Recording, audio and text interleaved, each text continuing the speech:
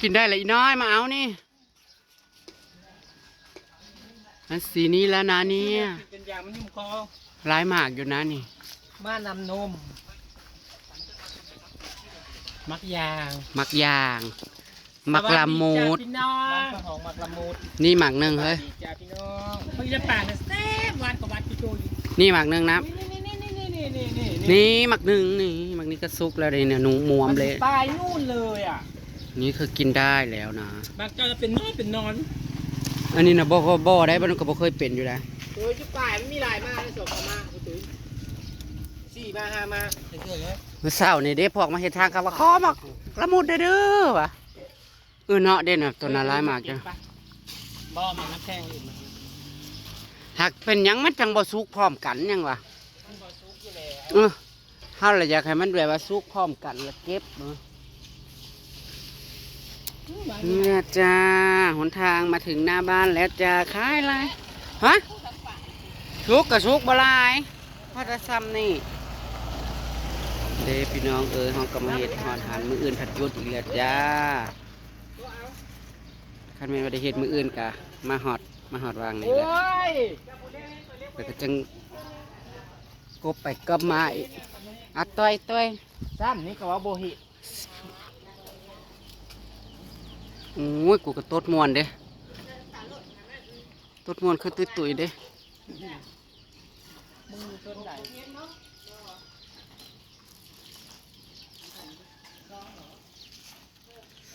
มันกะหวานเด้ตุ้ยมันหวานจุมันหวานอยู่อันนี้นะสมาแหมแท้เพิ่นล้างถ้วยซอยจนแล้วเรียบร้อยแล้วพี่น้องจะได้ขอบคุณเพื่อนทุกคนลูกหลานกันมาครอบครัวล้างถ้วยล้างบ่วงไว้นะจ๊ะเตรียมไว้นะคะยังอีกอาทิตย์เดียวนี่นะคะจะแบบนี้เยอะกว่าได้เนี่ยอันนี้มันถือเจียไปเล่นมาอันนั้นนะเขาก็วันมันมันไม่ไปแล้วเศร้าพุ่นมันตกออกละเนาะพุ่นง่วงกับบริกินได้หมากอันนี้นะพุ่นจะเป็นเกาะลายหมากอันนี้เนาะที่ได้ดิมันเกาะบ่ปิดเนาะฮ้อนเด้เฮ้ยปึกป่านกันเนี่ยเอาผัวเอ้ยเกี่ยวยังกับกอมันมุด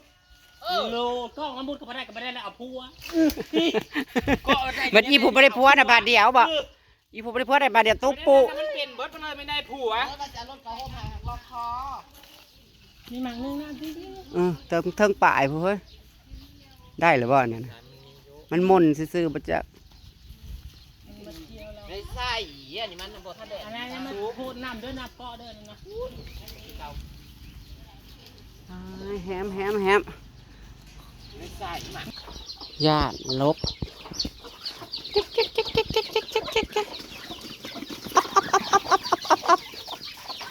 จะเหลือเป็ดกี่ตัวเนี่ยพี่น้อง2 4 6 8 10 12 14 16 18 2เหลือเป็ดประมาณ22ตัวเป็ดทั้งเป็ดแกะเป็ด22ตัวอย่างจงโจ๊ะเจงเจ๊ตัวผัว1 2 3 4 5 6 7 8 9 10อย่าง11ตัวเพราะว่าเอาขายไปอีก3ตัวเป็ดนี้ตัวละ3 โลกว่าพี่น้องเยอะมีเป็ดหลายๆได้ส่วงนี้นั้นกำลังขายนี่ขายม่วนเท่าเด่นอันนี้ก็เหลือกี่ตัวลูกนางแดงนะได้12ตัวนางอันนี้ตอดตาย3ตัว2 4 6 8 10 12 14คือ15ตัวจ้าอันนี้15ตัวค่ะจริงนางได้16นะแต่ว่าลูกนางไปอยู่กับนางนั้นตัวหนึ่งอันนี้ก็จักไปเข่าทั้งใดเข่าแล้วก็ออกบ่ได้นี่นะเบ้องามลูกไก่แม่ตัวนี้พี่น้องลูกมันผัดเลี้ยงลูกเป็นไก่แม่นี่15ตัวเมื่อไหร่เธอจะไข่นางกำลังหาหางนี่นะ สิหาซื้อเป็ดน้อยมาเลี้ยงซ่อนไว้แล้วเวียกแล้วงานนี่ขน้อยสีปูนมันเหลือสิมาเทพื้นในเหล่านี่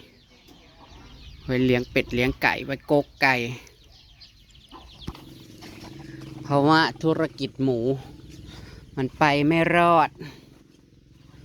เราก็จะหันมาเลี้ยงเป็ดเลี้ยงไก่นี่แหละเนาะพี่น้องเอ้ยตรงนั้นนี่พาแต่ลูกมาทางขี้หมูนะกระโต๊ะขี้หมูแล้วนะ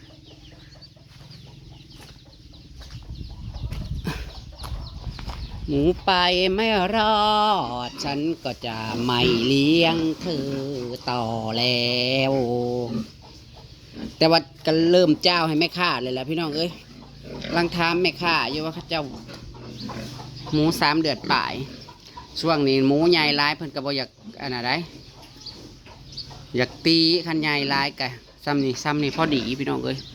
90 80 90 โลนะพอดีหมูนะใหญ่ร้ายกัดบ่แซ่บเพราะว่าคัน4 เดือนกลัวปูนะแห้งกะคล้ายหญ้าเพิ่นว่าโอ้ยนอขนาดราคาถือกันยังหาพ่อค้าไม่ค้ายากเลยแล้วอุกอังทางใจทุกคนก็ต้องไปกินสมเอามะม่วงมะเมียงมาแม่ยายออกได้ทำแล้ววะเอาไม่ได้อยู่ถ้ำหรอฉันไม่เห็น4-5 วันก็ดูว่าอยู่ถ้ำ เธอไม่เข้าไปหาฉันเธอไปเธอไปนั่งอยู่ข้างนอก อะไรจะให้ฉันเข้าไปให้ถึงท้องเลยเหรอ ห้องป้าที่อยู่ในห้องทำงานวันนั้นทำงาน แล้วว่าสิได้ไล่สดอยู่บ่นอ ต้องไล่ ต้องไล่เหรอพรุ่งนี้เหรอ ต้องไล่ พรุ่งนี้วันอาทิตย์ กำลังตกใจอยู่เลยว่าจะมางานหรือเปล่า พวกเราจะไม่มาเลยแหละ ว่าจะนั่นออกแล้วเหรอ ได้ยังสปอนเซอร์กล้วยทอดนะ ยังไม่ได้เลย ฮะ ยังไม่ได้เลยเนี่ยมาหาพรุ่งนี้จะมาหาไอ้ อันนี้ก็ยังได้อันนี้ กล้วยทอดอยู่เนี่ยมาได้ด้วยโต๊ะงานที่ได้ก็ได้ด้วย บอยจะไป งานที่ได้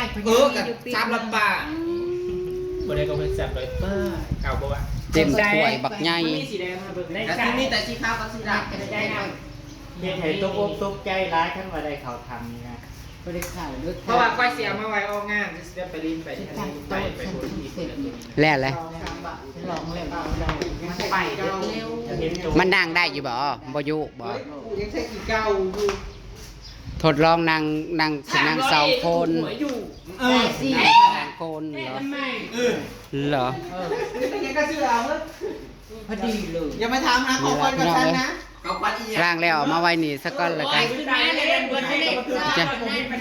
ห้า ร่างยังกระดอกกระเดีย ห้า เฮ้ยก็แต่งงานเพิ่นมืออื่นนี่ อ้าวกันนั่นไว้แต่ว่าเนาะอันนี้เพิ่นว่ามาจนหมู่แล้วหมายความว่าเท่าใดว่าเราสิมาล้างถ้วยล้างซ้ำซอยขั่วบักพริกกันแล้วล้างถ้วยกันจนแล้ว